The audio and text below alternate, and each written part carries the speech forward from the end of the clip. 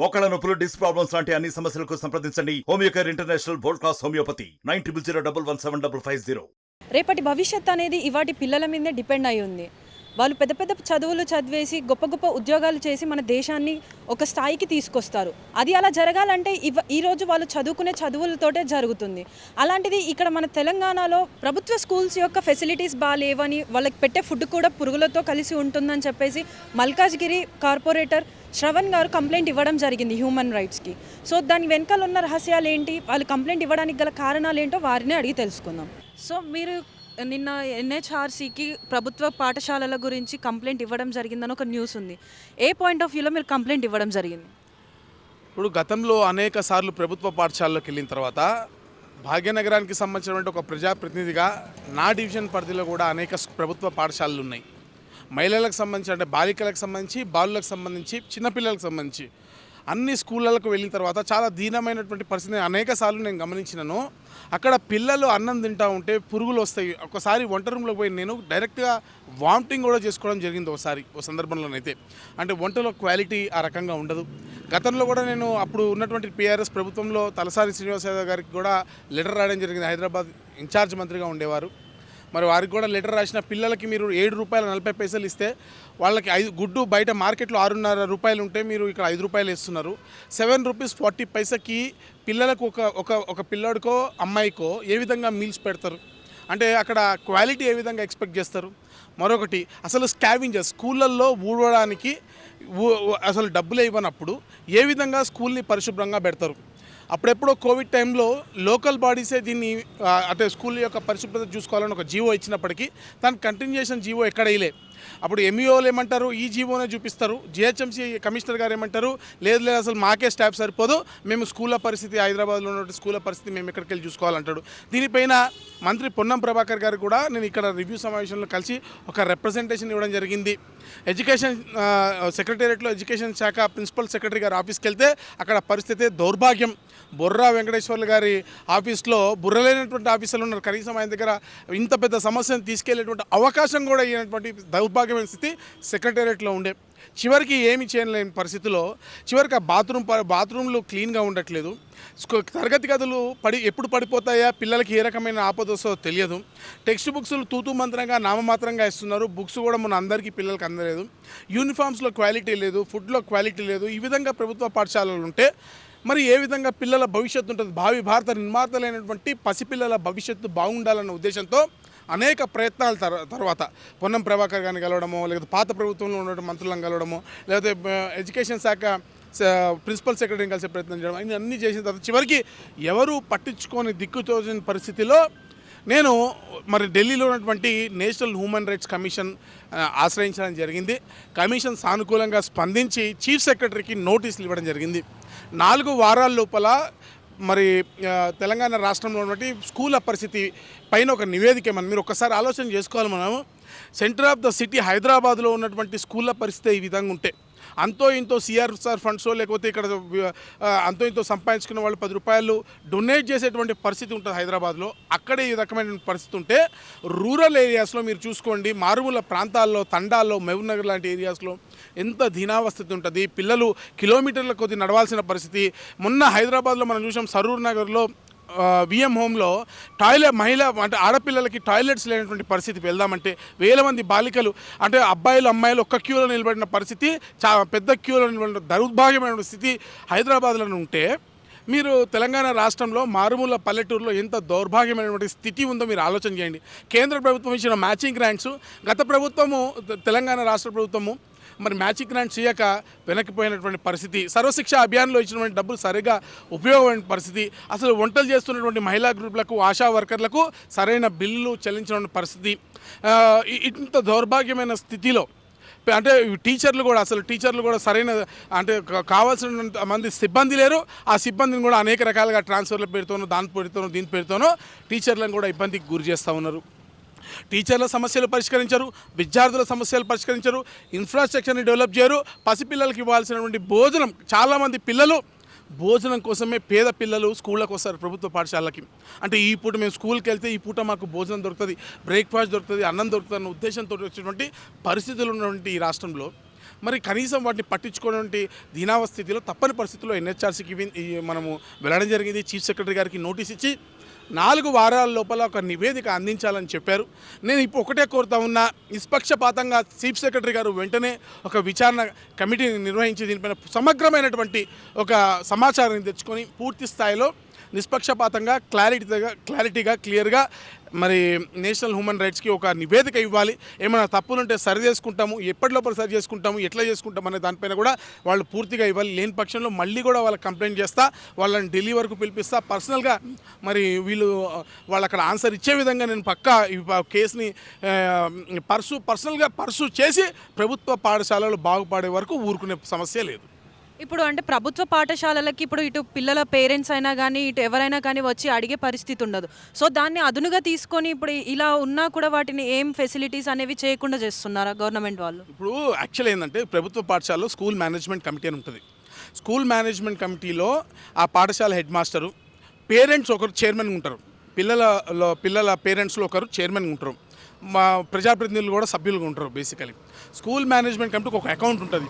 గత ప్రభుత్వంలో డబ్బులు ఇస్తుండే, ఆ డబ్బుల్ని ఏం చేసారు, లాస్ట్లో మన ఊరి మనబడిలో ప్రోగ్రామ్ చేస్తామని చెప్పి ఆ అకౌంట్స్ అన్ని కలెక్టర్కి సరెండర్ ఇచ్చారు. అంటే స్కూల్ మెయింటెనెన్స్ కోసం వచ్చేటువంటి 10,000, 20,000, 30,000 ఈరోజు స్కూళ్ళకి వచ్చేటువంటి పరిస్థితి లేదు. మన ఊరి మనబడిలో మీరు ఊర్లంతా పోయి అడుక్కోండి అని చెప్పి అప్పుడు డోనర్ అకౌంట్స్ ఓపెన్ చేయించింది అప్పుడు ఉన్నటువంటి ప్రభుత్వము. ఆ డోనర్ అకౌంట్స్ అట్లనే ఉన్నాయి కానీ దాంట్లో నిధులు లేవు బేసికలీ. మరి స్కూల్ మేనేజ్మెంట్ కమిటీ అకౌంట్ లేకుండా, డోనర్ అకౌంట్లో డబ్బులు లేకుండా స్కావెంజర్స్ని ఎక్కడికి వెళ్ళి తెస్తారు? అంటే పేరెంట్ కమిటీ మీటింగ్ స్కూళ్ళలో పెట్టేటువంటి పరిస్థితి.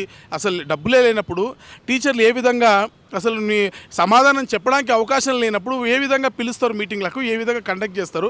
చాలా స్కూళ్ళల్లో బోర్లు సరిగా పనిచేస్తుంది. హైదరాబాద్ లాంటి నగరంలోనే భాగ్యనగర్ నడిబొడ్డు గడ్డలోనే వ్యూహంలో ఆడపిల్లలకి టాయిలెట్స్ ఉండవు. చాలా చోట్ల స్కూళ్ళల్లో బోర్లు పనిచేయట్లేదు, నల్లా కనెక్షన్లు ఇవ్వట్లేదు, కరెంటు బిల్లులు కట్టలేని పరిస్థితి, క్లాస్ రూమ్లు పడిపోయేటువంటి పరిస్థితి ఉంది. సిఎస్ఆర్ ఫండ్తో అంతో ఇంతో వాళ్ళు వీళ్ళు ఆదుకుంటే నడుస్తోంది. పురుగులన్నం తింటూ ఉన్నారు పిల్లలు. మరి ఇప్పటికైనా వీళ్ళు పట్టించుకోకపోతే, కళ్ళు తెరవకపోతే ఎట్లా? ప్రభుత్వం రాకముందు గొప్ప గొప్ప మాటలు మాట్లాడినట్టు ముఖ్యమంత్రి గారు, లేకపోతే హైదరాబాద్ ఇన్ఛార్జ్ మంత్రి ఉన్నట్టు పొన్నం ప్రభాకర్ గారు ఎంత రెక్లెస్గా సమాధానం చెప్పారు తెలుసా? నీకే మొన్న సమీక్ష సమావేశంలో ఈ మీదనే ఆయనకి 2 పేజీలు లెటర్ ఇచ్చిన కమిషన్ పోయే ముందు. సార్ నేనేం కోరట్లేదు, స్కావెంజర్స్ ఇవ్వండి చాలు, ఊడ్చేవాళ్ళనన్నా కనీసం మీరు ఇవ్వండి అంటే ఎంత నిర్లక్ష్యంగా గత ప్రభుత్వం చేసిన ప్రతిసారి గత ప్రభుత్వం పేరు చెప్పుకుంటా గజనీ ప్రభుత్వం అయిపోతుంది ప్రస్తుత ప్రభుత్వం. గత ప్రభుత్వం చేయలేదు కాబట్టే మీకు అధికారం ఇచ్చిర్రు. మీరు కూడా ఇంత నిర్లక్ష్యంగా వ్యవహరిస్తే పసిపిల్లల విషయంలో, విద్యా వైద్యం విషయంలో మీకు ఫ్రీ బస్సులు ఎవరైనా అడిగారా? అడగకుండా ఇచ్చారు. చాలా సంతోషం, ఆక చెల్లెలు సంతోషపడుతున్నారు. కరెక్టే. చాలా ఏదో స్కీమ్లతో ఆ బంధు ఈ బంధు ఇస్తామని చెప్తూ సంతోషం, ఇంకోటి ఇస్తారు సంతోషం. అసలు ప్రైమరీ ఏంటి? విద్య, వైద్యం. ప్రజలకు విద్య అందించకుండా, నాణ్యమైన విద్య అందించకుండా, నాణ్యమైన వైద్యం అందించకుండా నువ్వు పోయి ప్రైవేట్ మెడికవర్ హాస్పిటల్స్ ఓపెన్ చేస్తావు, పక్కనున్న ఎంజిఎం హాస్పిటల్ని చూడవు, గాంధీ హాస్పిటల్ని పట్టించుకోవు. ఈరోజు ప్రభుత్వ దవాఖానాలను పట్టించుకునే పరిస్థితి, దౌర్భాగ్యమైన పాలన. వీళ్ళు చెప్పే మాటలకి చేసే పనులకి ఎక్కడ కూడా పొంతన ఉండట్లేదు. ఈరోజు జిహెచ్ఎంసీ పైన గతంలో మీరు ఎంపీగా ఉన్నప్పుడు ముఖ్యమంత్రి గారు వచ్చి అనేక మాటలు మాట్లాడారు. ఇక్కడ మీరు మల్కాజ్గిరి పార్లమెంట్ సభ్యులుగా ఉండి ఇక్కడ ఎక్సఫిషియో సభ్యులుగా వచ్చి మేము అది చేయాలి, ఇది చేయాలి, ఆ ఫండ్స్ చేయాలి, ఈ ఫండ్స్ చేయాలని చెప్పారు. మరి ఈరోజు మీరు వచ్చారు కదా, మీ ప్రభుత్వమే కదా, ఒక్కొక్క కార్పొరేటర్ కనీసం 4 కోట్ల ఫండ్స్ ఇచ్చి అరే నాలా బాగు చేయి, రోడ్లు బాగు చేయి, అసలు అన్నీ కూడా ఒక అంబ్రెల్లాలో తెస్తున్నారు. స్కూళ్ళు, లేకపోతే ట్రాన్స్పోర్టేషను, ఎలక్ట్రిసిటీ డిపార్ట్మెంట్, ఇవన్నీ కూడా ఒక కార్పొరేటర్ పరిధిలో తీసుకొచ్చి అసలు వాటర్ వర్క్స్ ఇవన్నీ కూడా ఒక పరిధిలోకి తీసుకొచ్చి ఒక ఆన్సరబిలిటీని క్రియేట్ చేస్తున్నారు. ఈరోజు వాటర్ వర్క్స్ చైర్మన్ ఎవరండి? ముఖ్యమంత్రి గారు. నేను అడుగుతున్న ముఖ్యమంత్రి, వాటర్ వర్క్స్ ఎవరికి జవాబుదారీతరంగా ఉందంటే పూర్తిగా నేను చెప్పేది ఏంటంటే అసలు సబ్జెక్ట్ డివియేట్ కావాలని అనట్లేదు, కానీ నేను చెప్పాలనుకున్న విషయం ఏంటంటే వాళ్ళు అధికారంలో రాకముందు చెప్పిన మాటలకి ఇప్పటికీ పొంతం లేదు. ఆ రోజు ప్రభుత్వ పాఠశాల గురించి, పేద విద్యార్థుల గురించి, బడుగు బలహీన వర్గాలకు చెందినటువంటి అనేక పేద విద్యార్థుల గురించి మాట్లాడినటువంటి ఆనాటి కాంగ్రెస్ పార్టీ నాయకుడు రేవంత్ రెడ్డి గారు ఈరోజు ముఖ్యమంత్రి కాగానే ఏం మారిందని మీరు పట్టించుకోవడం మానేసిర్రు. ఎందుకు పట్టించుకోండి? మీకు పూర్తి స్థాయిలో విద్యాశాఖ మంత్రిని ఎందుకు వేయట్లేదు? అన్ని శాఖలు మీ దగ్గరే పెట్టుకొని విద్యాశాఖ మంత్రిని అనేటువంటి అసలు పెట్టకుండా విద్యని ఇంత ఘోరంగా నిర్లక్ష్యం చేయాల్సిన అవసరం ఏముంది? మొదట అసలు పూర్తి స్థాయిలో విద్యాశాఖ మంత్రిని పెట్టండి. అసలు డిఈఓలకు స్పష్టమైన ఆదేశాలు ఇవ్వండి, ఎంఈఓలకు స్పష్టమైన ఆదేశాలు ఇవ్వండి. అవసరం అనుకుంటే కొత్త టీచర్లను పెట్టండి, ఉన్న టీచర్లలో నైపుణ్యత పెంచండి. వాళ్ళకి ఏమన్నా transfer related sports related problems అట్లా ట్రాన్స్ఫర్స్లో ఉంటాయి, వాటిని పరిష్కరించండి. ఇప్పుడు స్కూల్లో టీచర్ల పరిస్థితి సిపిఎస్ సిస్టమ్ గురించి మాట్లాడారు, దాని గురించి మరి ఇప్పుడు నాకు తెలిసి ఎక్కడా మాట్లాడినట్టుగా లేదు. బేసికలీ టీచర్ల సమస్యలు అట్లా ఉంటాయి, విద్యార్థుల సమస్యలు ఎట్లా ఉంటాయి, పురుగుల అన్నం సమస్యలు ఎట్లా ఉంటాయి. ఈరోజు గురుకుల పాఠశాలల్లో పోస్టులు ఏమంటే వేయరు. ఇన్ని అన్ని రకాలుగా పూర్తి స్థాయిలో ఈరోజు మరి ఈ ప్రభుత్వము అన్ని రంగాలను కూడా నిర్లక్ష్యం వహిస్తుంది. ఈరోజు 12% పరిపాలన కంప్లీట్ అయిపోయింది. మీరు దాదాపు డిసెంబరు 3వ తారీఖున ప్రమాణ స్వీకారం చేసిర్రు. ఈరోజు 5వ తారీఖు ఇచ్చింది. 5వ తారీఖు జూలై కదా వచ్చింది దాదాపుగా. మరి మీరు ఇప్పటి వరకు కూడా పట్టించుకోని పరిస్థితి ఉంటే మరి దాదాపు 12% పైన మీ ఆయుష్ అయిపోయింది. మీ పరిపాలనలో 12% ఆయుష్ అయిపోయింది.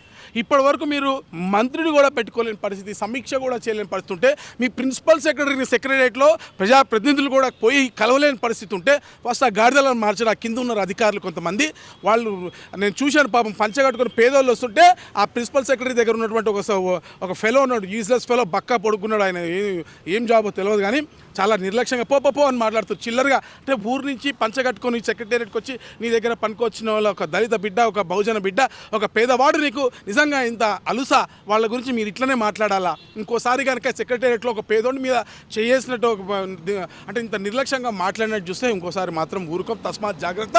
నీకు చేతనైతే చెయ్యి, లేకపోతే దిగిపో. కనీసం గత ప్రభుత్వము చేసిన పనులు కూడా నువ్వు చేయనప్పుడు తెలంగాణ ప్రజల ఆకాంక్షలను నువ్వు ఎందుకు ఏం నెరవేర్చినట్టు నేను అడుగుతా ఉన్నా ఈరోజున. అంటే విద్య అనేది ప్రతి ఒక్కరికి ఇంపార్టెంట్ కాబట్టి ప్రభుత్వ స్కూల్స్ అనేవి ఏర్పాటు చేశారు. ఇప్పుడు ప్రభుత్వ స్కూల్స్లలో ఇలాంటి సిచ్యువేషన్స్ ఉండడం వల్ల వాళ్ళు ఎక్కువ ప్రైవేట్ స్కూల్స్కి అట్రాక్ట్ అవుతున్నారు. ఇది ఎంతవరకు నిజం అంటారు? ఇప్పుడు వాస్తవమే. ఇప్పుడు ప్రభుత్వ పాఠశాలల్లో ఇటువంటి పరిస్థితి ఉంది కాబట్టి నచ్చినా నచ్చకపోయినా, స్తోమత ఉన్నా లేకపోయినా ఏమి చేయలేక తల్లిదండ్రులు ప్రైవేట్ స్కూల్లోకి వెళ్తున్నారు. పాపం ఫీజులు కట్టడానికి మీ స్కూల్లో ఫీజులు వచ్చినట్టే నా దగ్గర ఎంతోమంది వచ్చి అడిగారు, కొంచెం ఫీజుకి హెల్ప్ చేయమనో, బుక్స్కి హెల్ప్ చేయమనో, యూనిఫామ్కి హెల్ప్ చేయమనో. వాళ్ళకు కూడా స్తోమత ఉండి కాదు, కానీ తప్పనిసరి పరిస్థితుల్లో మా పిల్లలు మేము ఇట్లా కష్టాల్లో ఉన్నాము, మా పిల్లల జీవితాలైనా బాగుపడాలి, ఒక కుటుంబం అప్లిఫ్ట్ కావాలంటే విద్య ఆ కుటుంబానికి తప్పనిసరి. మరి పిల్లల్ని చదివించుకుంటేనే కదా కుటుంబం ముందుకు పోతుంది. తప్పనిసరి పరిస్థితుల్లో, దిక్కుతోచని పరిస్థితిలో తల్లిదండ్రులు నిజంగా మరి అసలు ఏం చేయలేని అప్పులు చేస్తున్నారో, సొప్పులు చేస్తున్నారో, రక్తాన్ని అమ్ముకుంటున్నారో తెలియదు. కానీ పాపం పిల్లల్ని మాత్రం వాళ్ళకి చేతనైనంత ఒక ప్రైవేటు ఉన్న దాంట్లో నాణ్యమైనటువంటి ఒక పాఠశాల దగ్గర పోతే అక్కడ కూడా దోపిడీ. ప్రైవేట్ పాఠశాలలో ఫీజులపైన నియంత్రణ లేదు. వాడు చెప్పిన టెక్స్ట్ బుక్సే కొనాలి, వాడిచ్చిన నోట్ బుక్సే కొనాలి, వాడిచ్చిన యూనిఫామ్ కొనాలి, వాడిచ్చిన షూసే కొనాలి. అసలు స్కూళ్ళ పైన మీరు గతంలో ఇన్ని మాట్లాడిన రాష్ట్ర ప్రభుత్వం ఈరోజు ప్రైవేట్ స్కూళ్ళ నియంత్రణ పైన ఎక్కడ మాట్లాడుతున్నారు? అసలు ప్రైవేట్ స్కూల్లో విద్య అనేది వ్యాపారం ఈ దేశంలో కాదు కదా. విద్య అనేది వ్యాపారం కానప్పుడు ప్రైవేట్ స్కూల్లో ఎక్కడ ఫ్రీ సీట్స్ ఇస్తున్నారు? నేను అడుగుతున్న ఈ రోజున భాగ్యనగరంలో ఉన్నటువంటి ఇన్ని ఇంటర్నేషనల్ స్కూల్స్లో, ఇన్ని కార్పొరేట్ స్కూల్స్లో ఏ స్కూల్లో ఉచిత విద్య కోటాలో కనీసం ఒక 5% విద్యార్థులైనా చదివిస్తున్నారని నేను చూపిమని అడుగుతున్నా. ఎందుకు చదివిస్తలేరు? ఎందుకు ఈ రాష్ట్రం ప్రభుత్వం పట్టించుకుంటలేరు? మీరేం పట్టించుకోకండి, విద్య గురించి పట్టించుకోండి, వైద్యం గురించి పట్టించుకోండి. 90% తెలంగాణ ప్రజలు సంతోషంగా ఉంటారు. అంటే రేపటి పౌరుల గురించి అంటే స్ట్రీట్ వెండర్స్ని పట్టించుకునే సీఎంకి ఈ రేపటి పౌరులను పట్టించుకునే టైం లేదంటారా? ముఖ్యమంత్రి గారికి టైం ఎక్కడుందండి? ఆయన పదవి కాపాడుకునే ప్రయత్నాలు ఉన్నాడు. ఇప్పుడు మొత్తం సర్వం నేనే, అన్ని శాఖలకు మంత్రులు నేనే, అన్ని నా దగ్గర ఉండే వైస్ ఛాన్సలర్లు పెట్టాలన్న మొన్న ఎవరో నేను కాంగ్రెస్ పార్టీలో ఒక నాయకుడు చెప్పిన పక్క మంచి నాయకుడు, ఆయన పాపం సస్పెండ్ చేసినట్టు జడ్సన్ గారని ఆయన చెప్తుంటే నేను చూసిన. అంటే వైస్ ఛాన్సలర్లు పోతే ఈయన దగ్గరకు వస్తారన్న ఉద్దేశంతో విద్యాశాఖని దగ్గర పెట్టుకున్నా అని చెప్పింది. బేసికలీ అంటే నిజంగానే బాగా కరెక్టే అనిపించింది నాకు. అంటే అన్ని శాఖలు ఈయన దగ్గర పెట్టుకోవాల్సిన అవసరం వాస్తవంగా అయితే మా పార్లమెంట్ ఎంపీ. కానీ ఈరోజున ఇంత ఘోరంగా ప్రవర్తిస్తుంటే బాధ అనిపిస్తుంది. గొంతెత్తి ప్రశ్నించే గొంతుకలని ఆ రోజు ప్రశ్నించే గొంతుకని చెప్పి మల్కాజ్గిరి ప్రజల చైతన్యంతో నేను గెలిపించి రాజకీయ భిక్ష పెట్టి ఈరోజు ముఖ్యమంత్రిని చేస్తే ప్రశ్నించే గొంతుకలను మాపైన మమ్మల్ని జైల్లోకి పంపిస్తున్నాడు. చెంచల్ కూడా జైళ్ళకి ముఖ్యమంత్రి పంపిస్తూ ఉన్నాడు.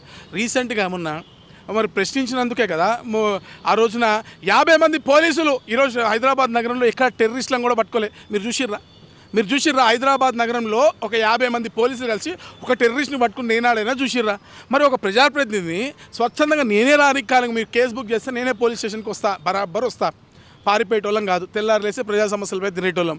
అంత సీన్ చేసి 50 మంది పోలీసులు వచ్చి మనంత ఘోరంగా మరి దారుసలం తీసుకెళ్లే ప్రయత్నం చేస్తూ చివరికి కొట్లాడితే CCS తీసుకెళ్ళి మా వాళ్ళకి చూపించకుండా అటు తిప్పి ఇటు తిప్పి రాత్రంతా పోలీస్ కస్టడీ పెట్టి తర్వాత జడ్జి దగ్గర పోయి అక్కడ రిమాండ్ చేయించి ఇంత దాష్టికం చేసి, ఇంత దారుణం చేసి, ఇంత అన్యాయంగా ప్రశ్నించే గొంతుకలను అణచివేసేటువంటి ప్రయత్నం మీ ముఖ్యమంత్రి చేస్తున్నారంటే నిజంగా వెనకటి రోజులు గుర్తు తెచ్చుకో ముఖ్యమంత్రి గారు నువ్వు ప్రశ్నించే గొంతు అని చెప్పి తెలంగాణ సమాజం ఆ రోజు నీ వెనక నిలబడ్డది. కానీ ఈరోజు నువ్వు చేస్తున్న పని ప్రశ్నించే గొంతుకలను నువ్వు అణచివేస్తూ ఉన్నావు. ఇది మంచిది కాదు. హిట్లర్ లాగా ప్రవర్తించినటువంటి, నియంతలాగా ప్రవర్తించినటువంటి అనేక మంది నాయకులు కాలగర్భంలో కలిసిపోయారు. మొన్న కేసీఆర్ కథ కూడా ఆ విధంగానే ముగిసింది. మళ్ళీ నువ్వు ఇదే పునరావృతం చేస్తే నీకు కూడా తెలంగాణ సమాజం ఇదే గుణపాఠం చెప్తుందని చెప్పి నేను హెచ్చరిస్తా ఉన్నా. ఇటు గురుకుల ఉద్యోగులకి పోస్టులు ఇవ్వకుండా, ఇటు ప్రభుత్వ స్కూల్స్ని వాటిని ఏం డెవలప్ చేయకుండా రేపటి భవిష్యత్ అనేది ఎలా ఉండబోతుంది అంతే కదా ముఖ్యమంత్రికి అదే చెప్తున్నా కదండి. పడితే కదా ఉద్యోగం. ఇప్పుడు ఎలక్షన్స్ ముందు ఏమన్నాడు, మేము రాగానే 2 లక్షల ఉద్యోగాలు ఇస్తా అన్నాడు.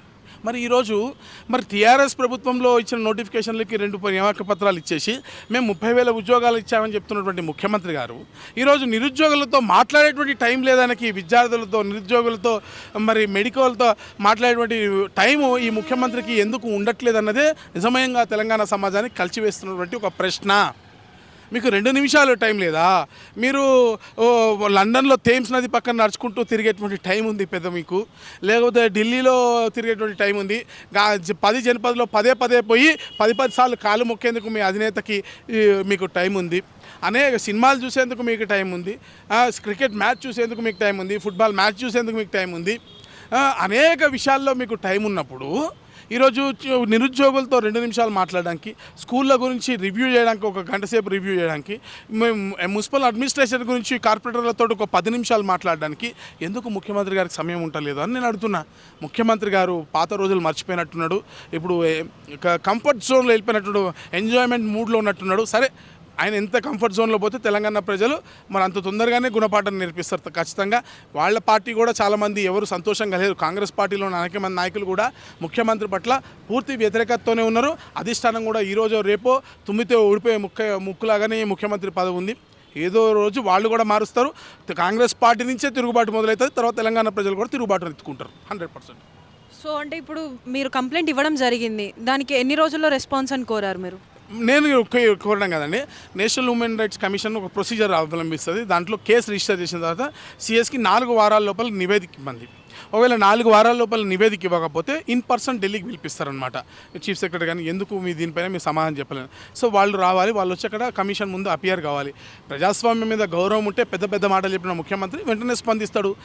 చేయకపోతే మా న్యాయ పోరాటం మేము చేస్తాం. ప్రజాస్వామ్యయుతంగా ఎంతవరకు పోవాలో అంతవరకు పోయి అన్ని ఉద్యమాలు చేస్తాం. ఈ ప్రభుత్వం యొక్క మెడలు వంచి తీరుతాం 100%. ఏమన్నా మాది అత్తాపూర్ హైదరాబాద్ అండి, జనప్రియ అపార్ట్మెంటు. లేబర్కి ఇళ్ళు ఇస్తానన్నారు, ఇవ్వలేదండి. రోడ్లు సరిగ్గా లేవు, ఫంక్షన్లు కూడా ఇవ్వట్లేదండి. అది మరి ఎప్పుడండి? ఇప్పటికే వచ్చి 6 నెలలైంది ప్రభుత్వం. మరి మీరు శ్రద్ధ తీసుకోవాలి సీఎం గారు. ఇట్లా నిర్లక్ష్యం చేయొద్దు. చేస్తే మళ్ళీ మన పార్టీ పడిపోతుంది. మీరు జాగ్రత్తగా ఇవన్నీ చేస్తే పేదలంతా మళ్ళీ మనకే ఎన్నుకుంటారు. ఇప్పుడు గత 9 సంవత్సరాలు 10 సంవత్సరాల నుంచి అండి బోర్డు రేటు కమ్మట్లేదు. చాలా ఫ్రాడ్ జరుగుతుందండి. ఏటా 20 కోట్లు నష్టపడుతున్నాం. ఇది మా వినియోగదారులు. ఎన్నిసార్లు సిఓ మేడంకి ఇచ్చిన లక్ష్మీబాయి గారు, మాకు సిఓ మేడం గారు కంప్లైంట్ చేస్తే ఇది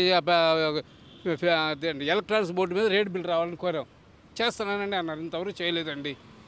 మన కేసీఆర్కి 4 సార్లు రిజిస్టర్లో పోస్టులు పంపించాం. ఏమండి, కేటీఆర్ పంపించాం, హరీష్ రావు పంపించాం, అందరికీ పంపించాం. ఎవ్వరూ పని చేయట్లేదండి. దీనికి అందరికీ మూల కారణం సిఓ మేడం గారు. ఆవిడ గారు వేస్తే సరిపోతుందండి. ఆ ఎలక్ట్రానిక్స్ బిల్ మీద రేట్ బిల్ వచ్చిందనుకోండి, అసలు మనం వాళ్ళు ఎవరంటే అమ్మేవాళ్ళు, కూరగాయలు అమ్మేవాళ్ళని మనం నిందించే పని లేదు. ఇప్పుడు బోర్డు 10 ఉంటే 20, 20 ఉంటే 40 అమ్ముకుంటున్నారు. మొన్న కూడా టమాటా 50 రూపాయల బోర్డు ఉంటే 100 రూపాయలు అమ్మారు. రాత్రి 7, 8, 9కి 100, 100.5, 150 రూపాయలు అమ్మారు. మరి ఇదంతా డబుల్ రేట్ కదండి. మరి ఇది మార్పు తీసుకురావాలంటే సిఓ మేడం గారు గట్టిగా ఎలక్ట్రానిక్స్ బిల్ మీద రేటు బిల్లు వస్తాయండి. ఎవ్వరికి అపకారం ఉండదండి. మా వినియోగదారులకి ఏటా 20 కోట్లు లాభం జరుగుతుంది. ఇప్పుడు 9 సంవత్సరాల నుంచి 9 రోజులు 120 కోట్లు లాస్ అండి. మన హైదరాబాద్ వరకే అండి. మన 12 రైతు బజార్లో కానీ అంత దండుగా వచ్చిందండి. దీని గురించి మేడం గారు శ్రద్ధ తీసుకుంటే చాలండి. మరిన్ని వీడియోస్ కోసం ఛానల్ ని సబ్స్క్రైబ్ చేయండి, లేటెస్ట్ అప్డేట్స్ కోసం వాట్సాప్ ఛానల్ ని ఫాలో చేయండి అండ్ లింక్ డిస్క్రిప్షన్ లో ఉంది.